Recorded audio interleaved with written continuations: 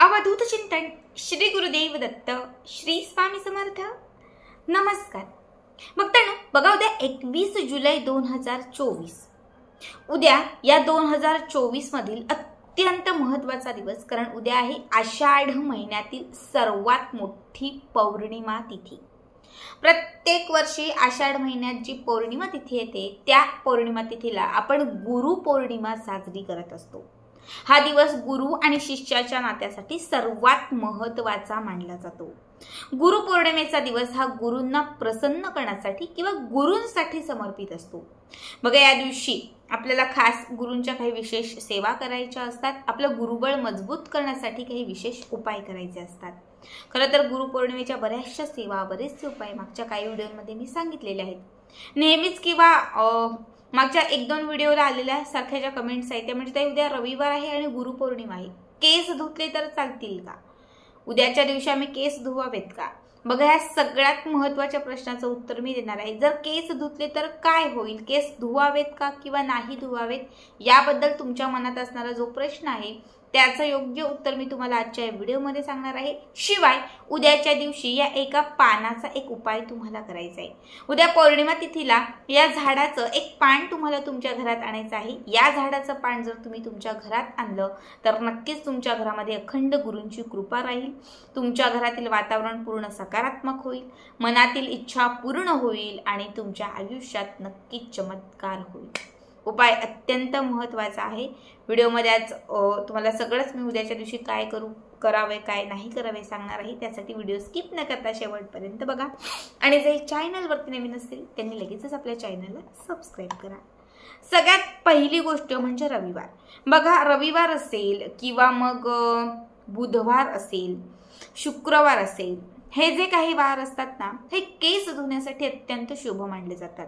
आपण गुरुवारच्या दिवशी कधीच केस धुवत नाही, शनिवारच्या दिवशी शक्यतो आपण केस धुवत नाही।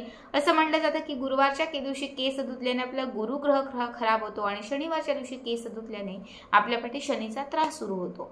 म्हणून या 2 दिवशी आपण चुकूनही केस धुवत नाहीत। पण उद्या रविवार आहे म्हणजे केस धुण्यासाठी शुभ आणि चांगला वार आहे, चांगला दिवस आहे। पण उद्या गुरुपौर्णिमा आहे।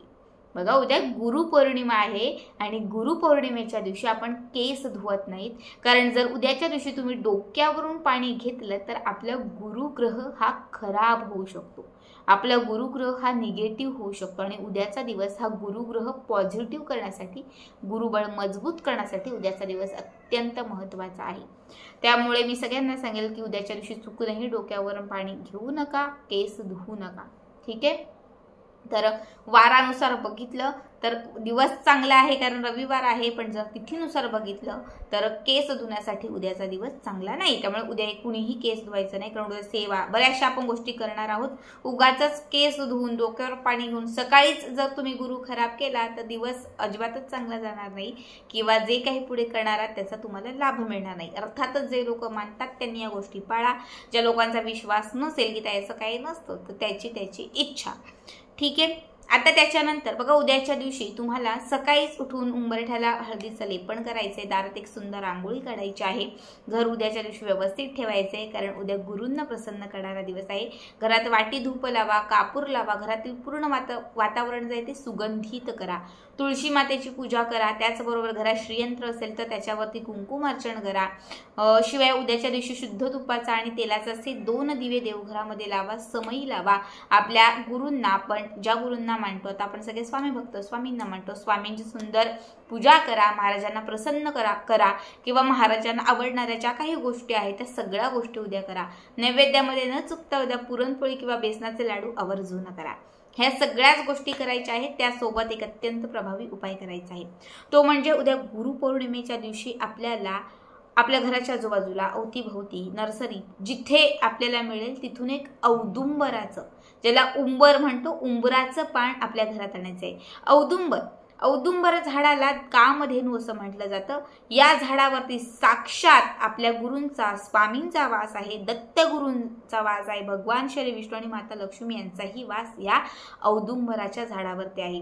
बघा, महाराज जे प्रकट झाले होते ते औदुंबराच्याच झाडामधून आणि औदुंबराच्या झाडावरती आजही आपल्या महाराजांचा वास आहे असं सांगण्यात येतं। तुम्ही जर कधी अक्कलकोटमध्ये गेला, सगळीकडे तुम्हाला फक्त मस्त औदुंबराचे झाडं मिळतील. आणि आजही एक गाभाऱ्यामध्ये असणारे जे औदुंबराचं झाड आहे, ज्यामध्ये साक्षात महाराज प्रकट झाले होते, तिथे आजही अनेक लोकांना महाराजांचे चमत्कार दिसतात. आजही तिथे अनेक स्वामी भक्तांबरोबर खूप मोठ्या लीला घडतात. तर आपल्याला याच झाडाचं एक पान उद्याच्या दिवशी आपल्या घरात आणायचं आहे. सगळ्यात पहिले त्या झाडाला पाणी अर्पण करायचं, एक तिथे दिवा लावायचा. मातीचा वगैरे घेऊन गेलात, मातीची पंडी तरी चालेल किंवा कणकेचा, तो दिवा लावा. त्या झाडाला प्रदक्षिणा घाला, उदबत्ती लावा, फुलं अर्पण करा आणि त्यानंतर एक पान तोडा. ते पान आपल्याला घरी आणायचं आहे. त्या पानाचं आपल्याला पूजन करायचं आहे. म्हणजे एका प्लेटमध्ये ठेवून त्याच्यावरती थोडं पाणी दूध घालायचं आहे. स्वच्छ हे पान पुसून घ्यायचं आहे. या पानावरती हळदी कुंकवाचं एक स्वस्तिक काढायचं आहे आणि आपल्या श्री स्वामी समर्थ महाराजांच्या मूर्तीसमोर किंवा त्यांच्या चरणांच्या जवळ हे पान ठेवायचं आहे. या पानावरती थोडंसं तुम्हाला अष्टगंध घालायचं आहे, जे स्वामींना अत्यंत प्रिय आहे. थोडंसं याला हिना अत्तर, सुगंधी अत्तर लावायचं आहे, जे महाराजांना अत्यंत प्रिय आहे. ठीक आहे. इतकं करून झालं की त्याच्यानंतर हे पान जे आहे ते असं दिवसभर आपल्या देवघरातच ठेवायचं, अख्खा दिवसभर. सकाळी तुम्ही हा उपाय केला, रात्रीपर्यंत असंच ठेवायचं. संध्याकाळी 7-8चा जो वेळ असतो त्या वेळामध्ये हे पान तिथून काढायचं. एक पिवळं वस्त्र घ्यायचं छोटंसं, त्या पिवळ्या वस्त्रात हे पान ठेवायचं. त्या वस्त्राला एक गाठ मारायची आणि त्याच्यानंतर ही जी पोटली तयार होईल पाण्याची, तर ती आपल्या उजव्या हातात घ्यायची. मनात एक इच्छा धरायची. ती इच्छा पूर्ण होण्यासाठी महाराजांना, आपल्या गुरूंना साकडं घालायचं आणि त्यानंतर 11 वेळा तारक मंत्र म्हणायचा. किती? 11 वेळा महाराजांचा जो तारक मंत्र आहे तो तारक मंत्र म्हणायचा. आणि त्यानंतर हे जे पान आहे ते आपल्या स्वतःच्या सोबत ठेवा. तुम्ही नुसतं पान अगदी सुकलं किंवा जे काही असेल तरी ठेवा. खरं तर मीही अक्कलकोटवरून एक पान आणलं होतं, जे मला खूप नशिबाने भेटलं होतं. आजही ते पान माझ्याकडे आहे. बऱ्याच आपल्यापैकी लोकांकडे अक्कलकोटमधली पानं आहेत, कारण आपण आजही ती महाराजांचा आशीर्वाद समजून जपून ठेवलेली आहेत. अत्यंत शुभ, खरं तर नशिबाने आणि योगायोगानेच ती मिळतात. तर तुम्हाला हे जे पान आता मी सांगितलेलं आहे तेही स्वतःच्या जवळ ठेवायचं आहे. जेव्हा तुम्ही बाहेर पडाल तेव्हा आपल्या पर्समध्ये ठेवा. जेव्हा तुम्ही घरात असाल तेव्हा ते आपल्या तिजोरीत किंवा आपल्या देवघरामध्ये ठेवा. म्हणजे तुमच्या जवळ अखंड हे पान असू द्या. याने महाराजांचा नेहमीच आशीर्वाद राहील, तुमचं गुरुबळ मजबूत होईल, गुरूंची कृपा राहील, घरात बरकत येईल. मनात असणारी कितीही कठीण इच्छा असेल तर ती इच्छा पूर्ण होईल. कधीतरी 6 महिन्यात 7 महिन्यात कधी तुम्हाला वाटलं की हे पान थोडंसं खराब होतं किंवा अजून काही, तर तुम्ही ते एखाद्या वाहत्या पाण्यात सोडून देऊ शकतात. ठीक आहे. अत्यंत साधा सोपा उपाय आहे, मात्र हा गुरुपौर्णिमेचा विशेष उपाय आहे. तर प्रत्येकाने उद्याच्या दिवशी ह्या गोष्टी नक्की करा. उद्या केस धुवू नका आणि जसं तुम्हाला सांगितलेलं आहे तसं औदुंबराचं पान आणून त्याचं आपल्या घरामध्ये पूजन करून नक्कीच ते आपल्या घरामध्ये स्थापन करा. तर आजचा व्हिडिओ कसा वाटला कमेंट करा आणि पुढचे व्हिडिओ पाहण्यासाठी चॅनलला सबस्क्राईब करा.